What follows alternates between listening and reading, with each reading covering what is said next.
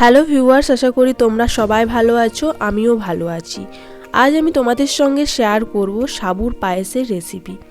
পুরো রেসিপিটি দেখো, আশা করি তোমাদেরও এই রেসিপি ভালো লাগবে। আর আমার চ্যানেলে নতুন হয়ে থাকলে চ্যানেলটিকে সাবস্ক্রাইব করে বেল আইকনটি ক্লিক করে দিও। তো চলো শুরু করা যাক। সাবুর পায়েস বানানোর জন্য কিছুটা আমি শুকনো সাবু নিয়েছি। আমি একটু ছোট দানার সাবু নিয়েছি, তোমরা বড় দানার সাবু নিলে খুব ভালো হয়।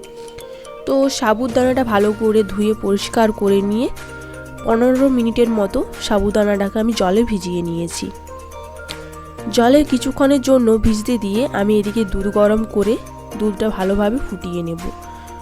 ভালো করে গাঢ় হয়ে আসলে দুধ, ভিজিয়ে রাখা সাবু জল থেকে ছেঁকে ছেঁকে দুধের মধ্যে দিয়ে দেব। কিছুটা ফুটে ঘন হয়ে আসলে ভেজে রাখা কাজু কিশমিশ দিয়ে গুঁড়ো দুধ দিয়ে আরও কিছুক্ষণের জন্য নেড়ে চেড়ে ঘন করে নেব।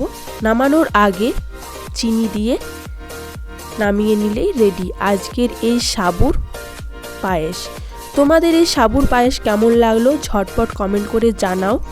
ভালো লাগলে আগেই বলেছি চ্যানেলটিকে সাবস্ক্রাইব করে বেল আইকনটি ক্লিক করে দিও নতুন নতুন রেসিপির জন্য।